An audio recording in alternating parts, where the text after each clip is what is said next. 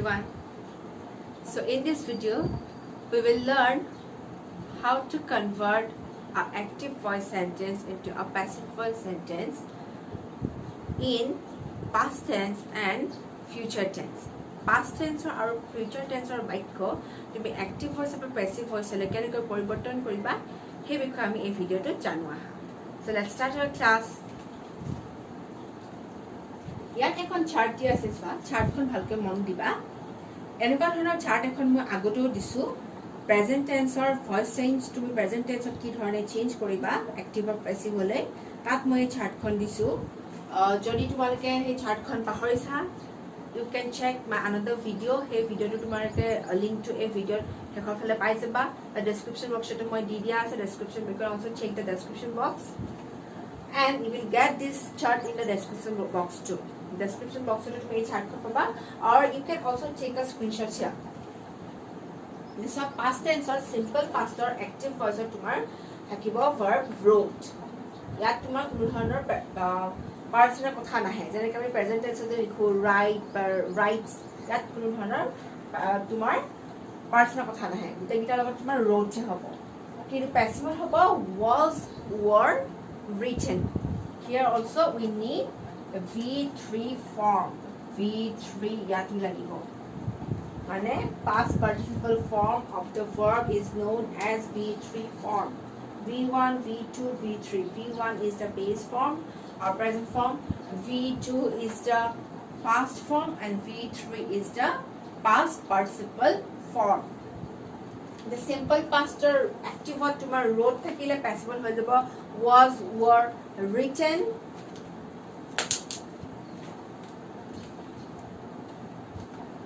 Continuous past continuous হ'ব active word was, were, writing.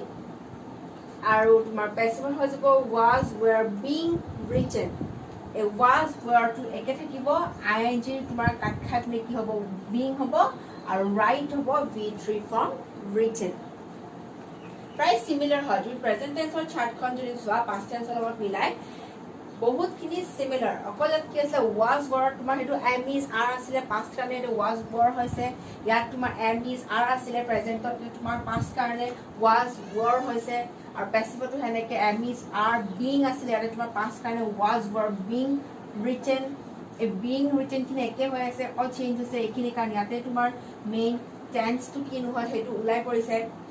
And here comes the past perfect. Past perfect আছে had written, আৰু হৈ যাব passive word had been written. Present আছিলে has বা have, কাৰণ আমি person wise have আৰু has বেলেগ বেলেগ হয়, কিন্তু past কোনো ধৰণৰ পাৰ্সনৰ কথা ইয়াত নাহে. ইয়াতে গোটেইকেইটাৰ লগত তোমাৰ গোটেইকেইটা পাৰ্সন had এ বহিব. had written to হৈ যাব had been written. You have to, all of you have to remember this chart. যদি তোমালোকে active voice বা passive voice হলে বাক্যবিলাক পৰিৱৰ্তন কৰোতে কোনো ধৰণৰ ভুল হোৱাটো নিবিচাৰা, তেনেহলে you have to remember this chart. Here we have some example of simple past tense and past continuous tense. Simple past tense or active voice or বাক্য লৈছো আমি he wrote a letter. He এখন চিঠি লিখিছিল. আমি এটো active বা passive হলে যেটা পৰিৱৰ্তন কৰিম হ'ব our letter was written by him. এই চিঠি এখন তাৰ দ্বাৰা লিখা হৈছিল. he টো তোমাৰ ইয়ালে গুছি যাব. subject year subject to passive object হ'ব, active or object to passive subject হ'ব. a letter was wrote or জাগাত আহিব was written. মই অলৰেডি চাৰ্টখনত দিছোৱে কেনেকৈ হ'ব was written by লাগিব him. past continuous কি হয় চোৱা Mr. Barua was driving a car. Mr. Barua এখন গাড়ী চলাই আছিল. passive কি হ'ব এখন গাড়ী Mr. Baruaৰ দ্বাৰা চলোৱা হৈছিল. ঠিক এনেকুৱা ধৰণৰ অসমীয়াত ট্ৰান্সলেট তুমি ট্ৰান্সলেট কৰিবা বাক্যটো এনেকুৱা ধৰণৰ হ'ব, যদিও আমি অসমীয়াত তেনেকৈ সাধাৰণতে নকওঁ. জাষ্ট তোমালোকক বুজিবলৈ কথাটো কৈছোঁ. Mr. Barua was driving a car. A car was being driven by Mr. Barua. ing জাগা তোমাৰ এটা being হ'ব, was to was থাকি যাব. a car ইয়াতে তোমাৰ object আছিলে, যেটো আমি objectক তোমাৰ বেছি ইম্পৰ্টেন্স দিছো, বেছিවත් সেইকাৰণে a car টো তোমাৰ subject হৈ যাব. a car was being driver জাগা driven, drive, drove, driven. V3 form of the verb drive. by Mr. Borua. We need the by লাগিবই Mr. Borua. A car was being driven by Mr. Borua.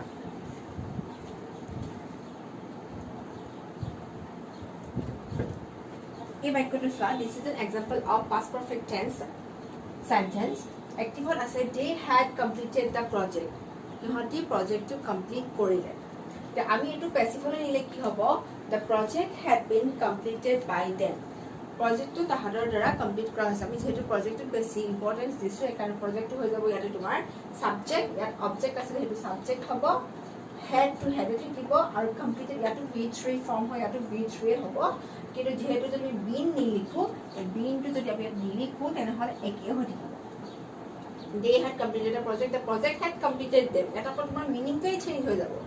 ইয়াতে had completed, ইয়াতো had completed একে লিখিছোঁ। যদি আমি এইটো পেছিভলৈ convert কৰি বিনটো যদি নিলিখোঁ, মিনিংটোৱে চেঞ্জ হ'ব। প্ৰজেক্টে সিহঁতক কমপ্লিট কৰি দিলে, এনেকুৱা হ'ব। এতিয়া হ'ব যে the project had been, বিনটো লাগিবই। This is a rule. এই ৰুলটো তোমাৰ কম্পালচৰি ৰুল হয়, বিনটো লাগিবই। The project had been completed by them. যদি বিনটো নিদিওঁ বাক্যটো ভুল হ'ব।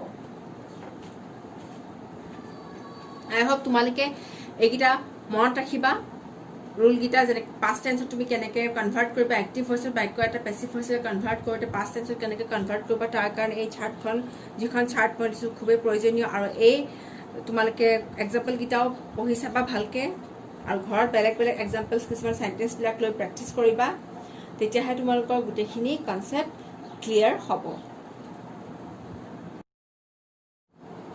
এতিয়া চোৱা, ফিউচাৰ টেন্সৰ বাক্যত আমি এক্টিভৰ পৰা পেছিভলৈ কেনেকৈ পৰিৱৰ্তন কৰিব পাৰোঁ। In future tense we have now simple future tense. Simple future টেন্সত শ্বেল, উইল, আৰু আমি ধৰি লৈছোঁ verb write, shall will write হ'ব, আৰু পেছিভলৈ কনভাৰ্ট কৰিলে হ'ব শ্বেল উইল বি ৰিটেন। ইয়াতো তোমাৰ V3 ফৰ্ম আহিছেই। Future continuous tense is not, future continuous টেন্সত তোমাৰ এক্টিভ আৰু পেছিভ কৰা ইজ নট পচিবল, এইটো পচিবল নহয়। ভইচত continuous, future continuous tense possible নহয়। Next come future perfect. Future perfect হ'ব শ্বেল উইল হেভ ৰিটেন, পেছিভত হ'ব shall will have been written. তুমি যদি গোটেইখন চাৰ্ট চোৱা, ইটোৰ লগত সিটোৰ বহুতখিনি চিমিলাৰিটিজ আছে। So here comes example of simple future tense sentence in active and passive voice, and future continuous tense in active and passive voice. Simple future tense is I shall write a letter. এই বাক্যটো কি কৈছে? I shall write a letter. মই এখন চিঠি লিখিম। ইয়াতে তোমাৰ যিটো shall আছে, সেইটো shallটো কিন্তু ইয়াত উইলহে হৈ যাব, কাৰণ I লগত shall বহে, আৰু letter লগত কিন্তু shall নবহে, আৰু letter লগত তোমাৰ উইল বহিব। সেইকাৰণে a letter will be written by me. চাৰ্টখনৰ মতে যদি চোৱা তুমি, ইয়াতে উইল বি ৰিটেন হ'ব V3. Then future continuous tense, he will have bought a pen. A pen will be will have been bought by him. He will have bought a pen. A pen will have been bought by him. A pen to তোমাৰ এটা object হৈ আছে, পেছিভলৈ আহিলে subject হ'ব, will have এইখিনি একে থাকিব, আৰু বটটো তোমাৰ V3 হৈ থাকিব, কিন্তু হেভ আৰু বটৰ মাজত এটা লাগিব শব্দ, সেইটো হৈছে been and by him.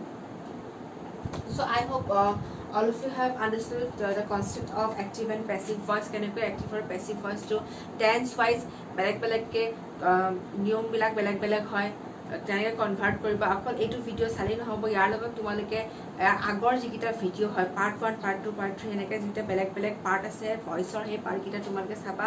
সেইকেইটাৰ ভিডিঅ'কেইটাৰ লিংককেইটা তোমালোকে ডেছক্ৰিপশ্যন বক্সত পাই যাবা, আৰু ভিডিঅ'টোৰ শেষৰ ফালেও দি দিম। স্ক্ৰীণত তোমালোকে ওলাব, স্ক্ৰীণত ক্লিক কৰিলে সেই ভিডিঅ'বিলাকৰ কিছুমান আইকনছ ওলাব, তাত ক্লিক কৰি তোমালোকে সেই ভিডিঅ'টো চাব পাৰিবা।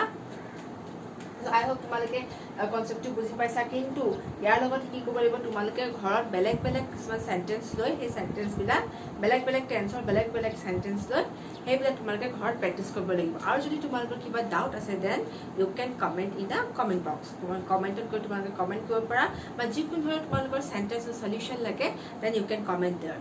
Okay, for latest updates and more videos, you have to subscribe my channel. So don't forget to subscribe to my channels, because আমি ভইচৰ এইখিনিতে শেষ কৰা নাই, ভইচৰ আৰু ভিডিঅ'ছ কিছুমান আহি আছে, য'ত আমি এফাৰ্মেটিভ চেণ্টেন্স, ইণ্টাৰগেটিভ চেণ্টেন্সত কেনেকৈ ভইচ চেঞ্জ কৰিব লাগে সেই বিষয়ে জানিম। So thank you everyone, that's all for today.